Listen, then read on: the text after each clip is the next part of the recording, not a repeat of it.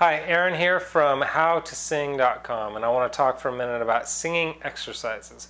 Now, I want to give you some great singing exercises, some that I think are some of the best exercises, but I want to just talk briefly about your breath management system, your breathing, because your breathing is so important in, I think it's kind of an overlooked thing with beginner singers is if you're not breathing properly, then you're not doing your singing exercises properly, and then they're not having the benefit that they really need to have. So let me just talk just for a second about the breathing system, and then the first couple of exercises I want to give you have to do with they're more breathing singing exercises, and the last one's more of it's called, well, I'll get to it in a minute, but you are actually using your voice. It's a voice exercise, but it's a voice exercise that will help you pace your breathing, which you want to do too. So you've heard talk about singing from your diaphragm, and I'm not going to go into the whole singing from the diaphragm thing. You can watch my video on how to sing from your diaphragm, but basically in order to breathe properly,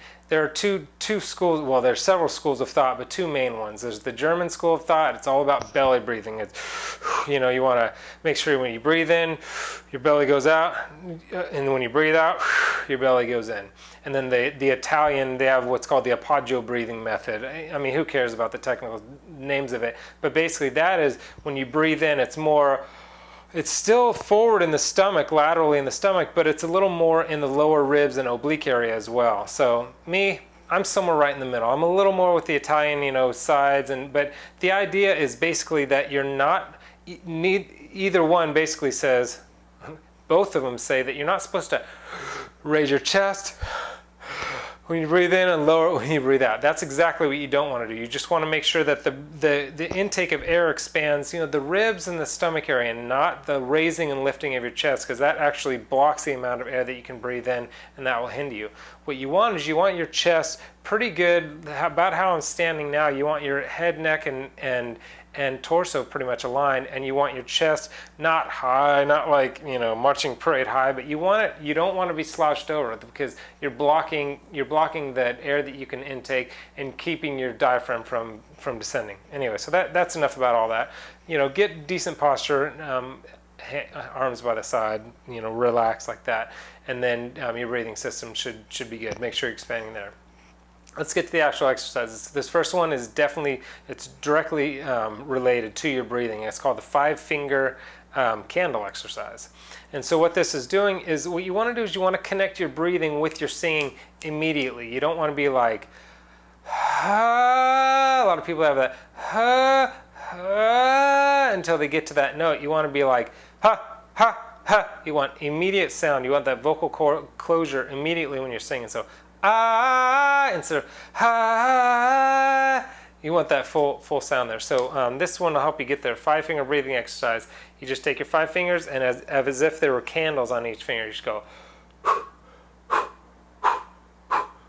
as if you're blowing out 5 candles. And do that over and over. And what you're kind of wanting here is the next exercise is a panting exercise. Kind of the same idea, is that you breathe in and you're expanding where I talked about on the sides and the stomach, breathing in there, and then when you breathe out, you want to feel the air coming out and connecting down here. You're not wanting to raise and lower the chest. So want an immediate connection with your breath and your singing. So the other one is panting. It's similar to that. Panting, you can kind of feel your stomach, and just like when you breathe in, make sure your stomach's coming out a little bit. And when you breathe out, your stomach's going in a bit, or your side's going in a bit at least. And you want to. This is the idea of connecting your breathing and making sure you're breathing from your diaphragm, and not just like singing from your throat. You want to You want to sing with full resonance and full power. That's singing from your diaphragm. The last one is a tongue trill. A tongue trill. It's like an extended rolling of the R's. Like not obviously in English, but in Latin American languages, the Spanish, Latin, Ricardo or whatever, rolling your R's. That's the tongue trill. In this one, you can do the tongue trill on like a 1, 2, 3, 2, 1, and raise it, and continue to raise it. That'll help kind of expand your range there as well. And then it's a great breathing exercise because what it does, the tongue, the way it does that, it actually takes the weight off the vocal cords, which is good, but it also paces the breath as it comes out. Kind of that starting and stopping of the breath as it comes out. It paces it, which is teaching you proper breathing, and you're not even having to think about it. It's just part of the exercise. So you do the 1, 2, 3, 2, 1, and then you can do the 1, 2, 3, 4, 5, 4, 3, 2, 1, you know, and keep expanding it, and that will help you to kind of get a nice good breath and be able to pace the air as it comes out. So there are a couple singing exercises for you. Like I said, I'm at howtosing.com. You can check it out. The link below is howtosing.com. Just type in howtosing.com. I've got a bunch of other tips and tricks and articles and all kinds of great resources for you.